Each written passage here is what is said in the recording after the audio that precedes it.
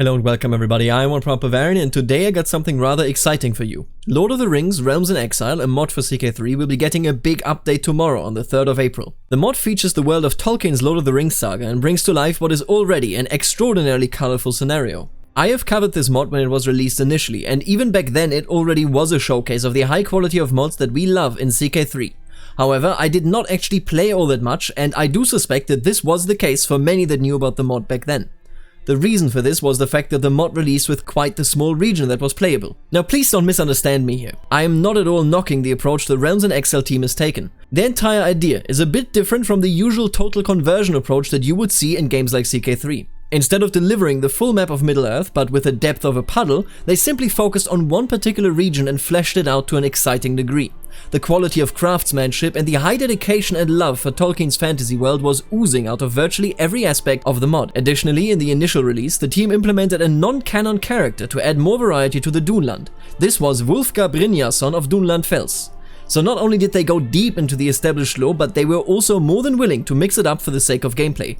In my opinion, a daring approach, but the correct one. While I don't personally think that this strategy of depth before width made the initial release the most interesting one out there, the quality of this design is now showing with a new and upcoming version of this mod. All of a sudden, we go from this region to, well, all of this. It's a significant step, and having played around 400 years total with different characters, as well as taking a look at around 800 years of time lapses, I can say that the strategy behind the mod is now bearing fruit. The map that now covers everything between Dunland and Harad is quite sizable, and while much of Middle-earth is missing, the team did a great job at filling and balancing the map in a way that makes intergenerational play interesting. While the War of the Ring of course did not actually last long enough to make a CK3 mod out of it, continuing your pursuit of power, justice or hatred is very much possible and exciting in this mod. For example, defeating Sauron as Rohan will still leave you with a massive Gondor, the impending doom out of Mordor, as well as a strong Haradrim realm to the far south. The team behind the mod has managed to create a scenario that will keep your interest for far longer than just the lifetime of your starting ruler.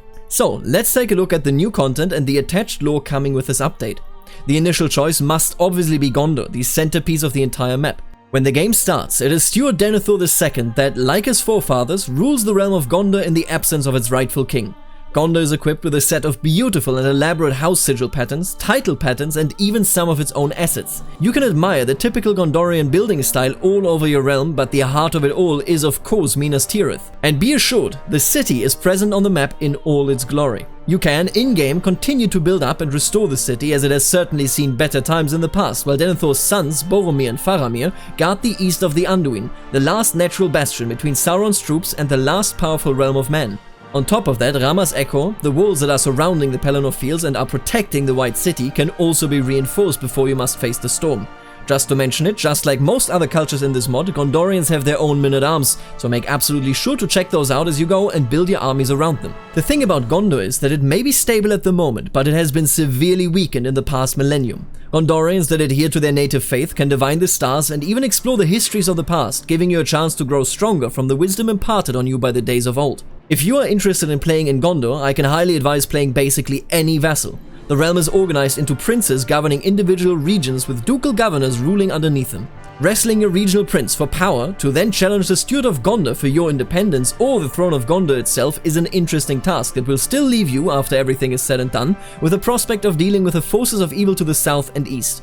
So I can absolutely assure you that you will have quite some game time for this. Alternatively, a playthrough that I highly recommend is playing Denethor himself. Of course, he does seem extraordinarily strong and overpowered, but once the few events of the Ring War pop up, you have several choices. Do you want to let Aragorn take his throne? Do you want to play Aragorn? Maybe you don't want to have Aragorn around at all, because after all, Gondor needs no king.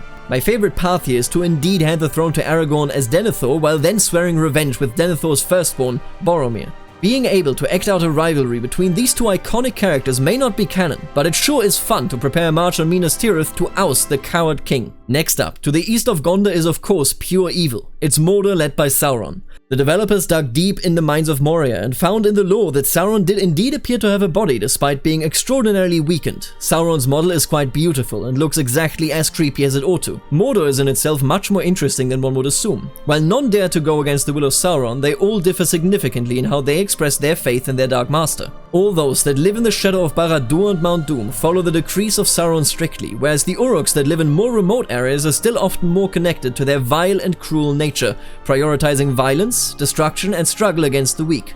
The men of Norn, the Norniarchs, on the other hand, have accepted and embraced their role within the Dark Lord's empire, but they are simply not born evil. Centuries of subservience, however, have moved them firmly into the sphere of darkness.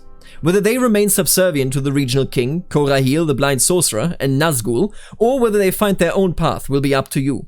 And last but very much not least, there is also a group of Uruks that has become more fanatical than anybody else. The Nauk Chufai, meaning as much as Cult of the Red Eye, desires to experience the true blessing of darkness by serving their lord more fervently than anybody else. I find it quite fascinating just how interestingly designed this region truly is. The different flavors of evil play differently and allow for different gameplay opportunities. Do you serve Sauron better than anybody else? Do you try to find your own path in darkness? Or do you turn to the light and against Sauron? Mordor, despite of course primarily being the big bad evil guy on the map, has a lot of life as well as outstanding assets. The atmosphere around Mount Doom all the way to the Black Gate of Mordor is utterly beautiful. My special tip, however, if you want to play in Mordor, is an absolute classic character. Murazor, the Witch King of Minas Morgul. The strongest of the Nazgûl starts out in a mediocre position of power. While he does hold Minas Morgul, he is more Sauron's lapdog than a ruler standing on his own. But lest we forget, Murazor is the second-born son of the long-deceased High King Siriatan of Númenor, and shrouding Gondor in darkness as you reclaim your birthright for all of eternity. Now that's a story.